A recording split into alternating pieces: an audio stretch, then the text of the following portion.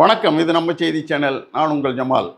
நடிகர் விஜய் தமிழக வெற்றி கழகம் கட்சியை துவக்கிய போது நாம் தமிழர் கட்சி தலைமை ஒருங்கிணைப்பாளர் சீமான் அவர்கள் எனது தம்பி, அவர் அரசியலுக்கு வருவதை வரவேற்கிறேன் என பலமாக வரவேற்றார். ஆனால் இப்போது விஜய் கட்சியை டீ விற்கும் கட்சி என கிண்டல் அடித்து கலாய்த்துள்ளார். இதனால் அக்கட்சியினர் டென்ஷன் ஆகி உள்ளனர்.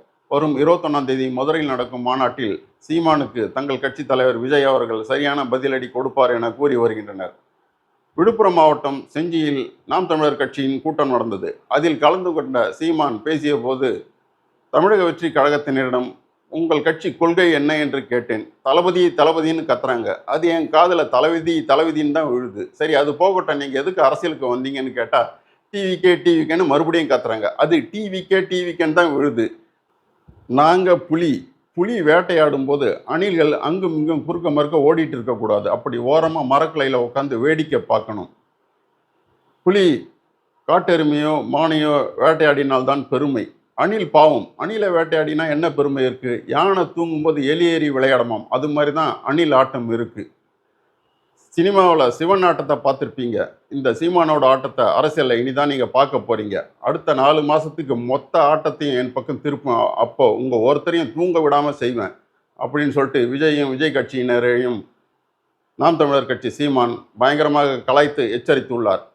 அதனால் கடுப்பான விஜய் கட்சியினர் இன்னும் 2 நாளில் எங்கள் கட்சியோட 2வது மாநில மாநாடு மதுரை பாரபத்தி பகுதியில் நடக்குது. நாங்கள் அதுக்குண்டான வேலையை மட்டும்தான் பார்த்துட்ருக்கோம். தயவுசெய்து யாரும் எங்களை சீண்டி பார்க்காதீங்க. எங்கள் கட்சி தலைவர் விஜய் சம்பாதிக்கிறதுக்காக அரசியலுக்கு வரல, கட்சி தொடங்கலை.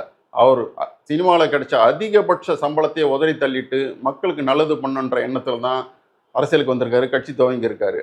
ஆனால் அண்ணன் சீமானுக்கு அப்படி இல்லை. பட வாய்ப்பு இல்லாமல் தான் அவர் அரசியல் கட்சி துவங்கியிருக்காருன்றது அவருக்கே தெரியும், நல்லாவே தெரியும்.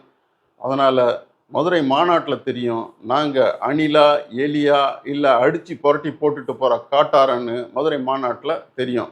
அப்போது எங்கள் தலைவர் விஜய் அவருக்கு சரியான பதிலடி கொடுப்பார்னு ஆவேசமாக சொல்லிட்டு மதுரை மாநாட்டு பணியில் மும்முரமாக ஈடுபட்டு இருக்காங்க. மேலும் மதுரை மாநாட்டுக்கு பள்ளி மாணவர்கள் யாரும் வரக்கூடாதுன்னு கட்சி தலைவர் விஜய் சொல்லியிருக்கிறாரு.